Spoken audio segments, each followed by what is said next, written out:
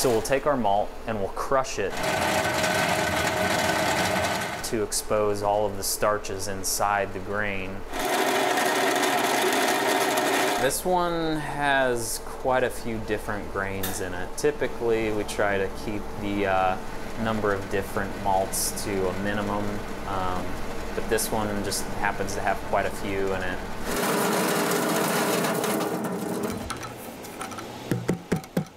Today we are making a milk stout.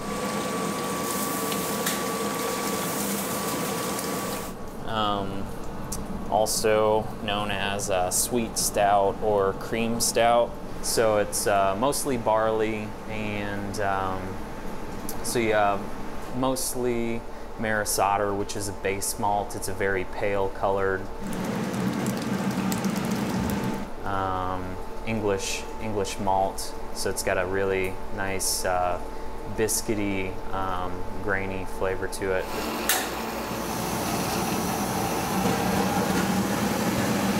And we'll mix it with hot water at a very specific temperature.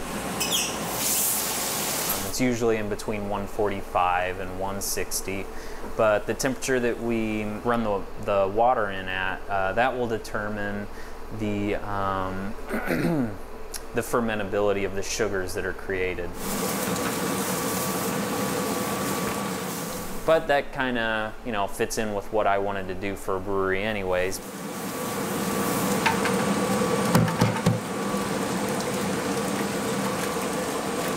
Because it was kind of my goal to make a beer that was unique to this region, you know, using ingredients that you can only find here. That's kind of what our mission is just to make beer that, you know, kind of has the flavor of Southern Illinois.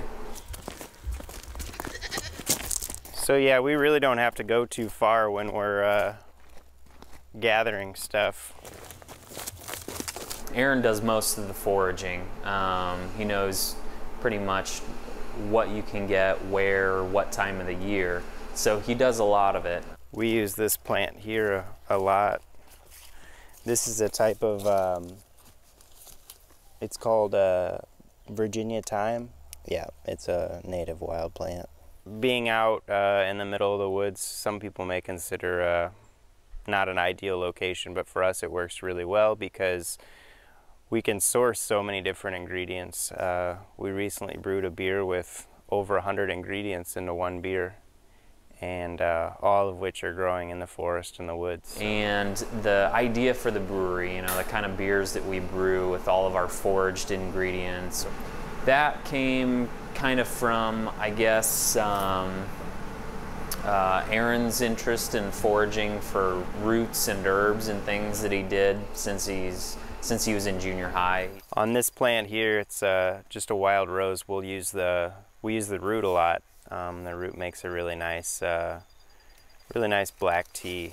You can use just about anything. You can use wood, bark, herbs, dried leaves, or green leaves off of trees. There's an assortment of different berries and things that grow around here.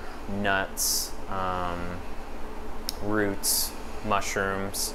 May have said mushrooms twice, I don't know. But there's a lot of different stuff you can use. And some of our favorites are things that we've used most often. So like these here, when they're green, they have a really rich nutty flavor. So for these, we would throw these shells into the boil when we're brewing beer, and it would give us a spiciness and a cinnamon and a slight vanilla taste. But for a batch of beer, you'd probably have to gather about 2 gallons of these. Yeah, we get to go out and gather nuts just like the squirrels. Every week that we brew 2 or 3 times a week, and we always brew something different. And that just depends on the weather, you know, as far as what temperature it is outside, what yeast we have available at the time, and then what ingredients we have available to us. A lot of the beers that we have on tap on a given weekend, you know, we may never have again. So I think that keeps people coming out. The fact that we have 9 different beers on, and it'll always be something different. The second one down the line is the Smoked Apple Ale, which we made with, I think about about 1 bushel of Honeycrisp apples from Miller's Orchards in Murfreesboro. The third one down the line is Spice Bush Belgian, which we use spice bush berries and the wood and the leaves. So it's got a little bit of a peppery, somewhat like allspice character to it, and then the leaves and the wood are very citrusy and aromatic, so you get a little bit of citrus from the leaves and the wood.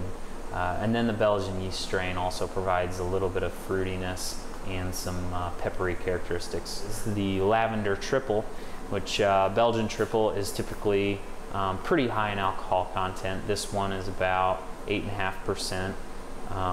And it's got a healthy dose of lavender from our garden in it, so it has a real slight cinnamon character from the lavender, along with that really nice kind of floral, fragrant character from lavender.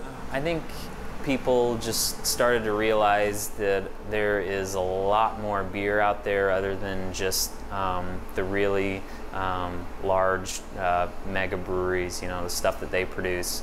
And a lot of it's really interesting, and a lot of it's really tasty, and you know, it's not all like chewing through your beer like some people originally thought. It actually has flavor and a little bit of body, as opposed to drinking something that's incredibly light and really fizzy.